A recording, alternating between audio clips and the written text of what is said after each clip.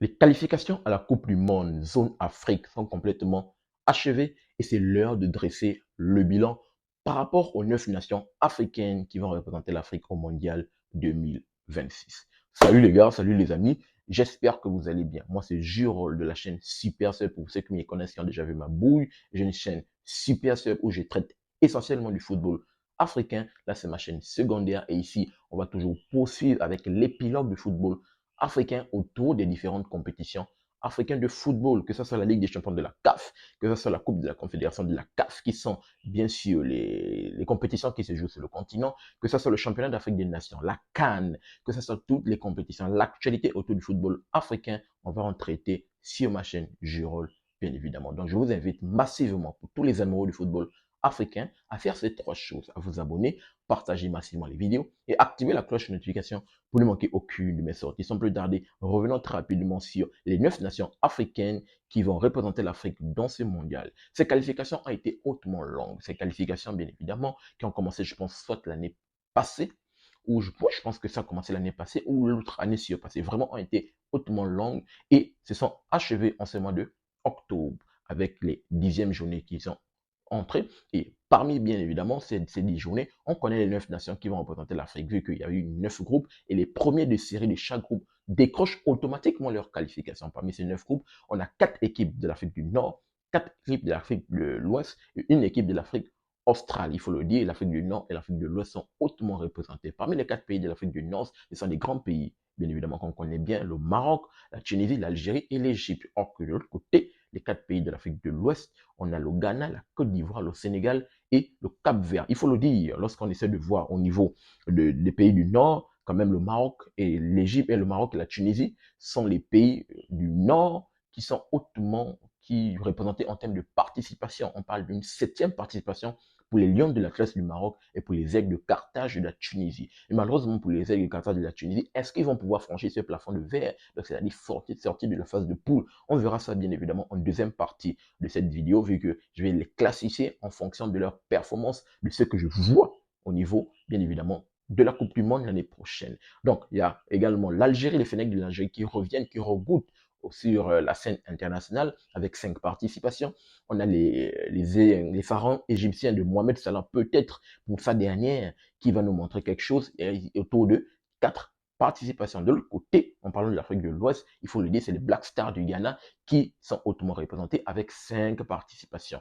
Ils poursuivent toujours sur leur belle lancée, sur leur belle régularité, malgré le fait qu'ils ne vont pas être présents à la CAN du côté du Maroc. Ils ont moins lavé cet affront pour être présents à la Coupe du Monde. On a bien sûr les champions d'Afrique, les éléphants de la Côte d'Ivoire qui regoûtent également au goût international de cette Coupe du Monde avec 4 participations. On a on appelle ça comment, les Lions de la Teranga du Sénégal pour une 3e participation de suite quand même. Avec Aliou Cissé, ça a été 2018 du côté de la Russie, 2022 au Qatar avec Pape Thiaw, première. Il emmène pour sa première, bien évidemment. Il qualifie cette équipe du Sénégal et de quelle manière? En s'imposant du côté du Stade des Martyrs, il faut quand même le dire. Il faut quand même le dire avec une remontada 3-2. Cette équipe des Lions de la Targa, bien évidemment, qui a une très belle génération. On verra ce que ça va donner. On compte bien sûr sur cette équipe. On verra ça en deuxième partie rapidement. Et cette équipe également hautement représentée avec 4 participations. Si on compte également celle du 2002, emmenée par Aliou Cissé et tous les restes des joueurs que vous connaissez très bien, les légendes sénégalaises. Et bien sûr, le petit poussin, ça a été les requins bleus du Cap-Vert qui ont décroché leur qualification de façon historique. C'est la première. Ils vont goûter à la scène internationale pour les requins bleus du Cap-Vert. Et la seule nation de l'Afrique australe qui va représenter l'Afrique, ici, c'est l'Afrique du Sud, également qui regoute à la scène internationale. Hugo Bross, qui est le sélectionneur de cette équipe, avait dit qu'il avait pour ambition de qualifier cette équipe de l'Afrique du Sud au mondial. Et chose dite, il a fait. L'Afrique du Sud est bel et bien représentée pour ce mondial avec 4 participations. Donc, voici les 9 nations africaines qui vont représenter l'Afrique dans ce mondial. Maintenant, pour cette deuxième partie de vidéo, je vais les classifier en fonction des performances qu'elles vont pouvoir performer pour la Coupe du Monde l'année prochaine. Parce que ici, je vais m'appuyer, je préfère déjà mettre ce petit disclaimer, je vais m'appuyer sur les performances qu'elles m'ont montrées pendant ces matchs de qualification. Donc, lorsque j'essaie de voir, parce que nous sommes quasiment à non, parce qu'on m'a dit quelques mois, peut-être 12, comment dire, 10 mois quasiment de la compétition, bien sûr de la Coupe du Monde, et encore, on va également, je pense que la Coupe du Monde va prendre également on compte l'état de forme de la CAN, au sortir de la CAN, et l'état de forme en sortie de la saison, ce qui sera écoulé.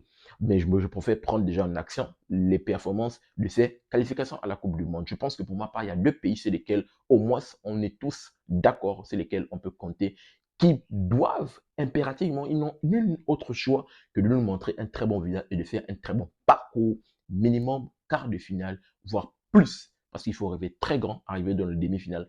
Pour ma part, je pense qu'il y a deux équipes qui sont capables d'arriver en finale.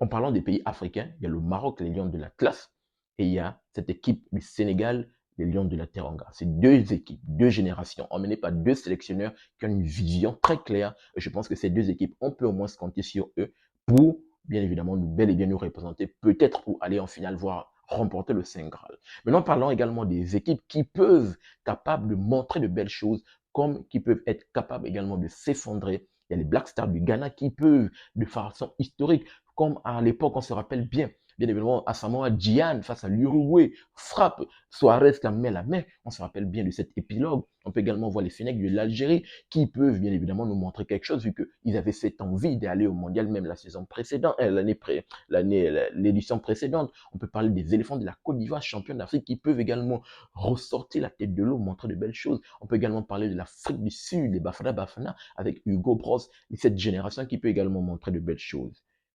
Mais autour de cela, il y a deux nations, en parlant des deux pays du Nord, les Aigles de Carthage de la Tunisie et le pharaon égyptien. Pour ma part, ils doivent déjà franchir, excusez-moi, j'y arrive, ce plafond de verre en sortant des phases de poule.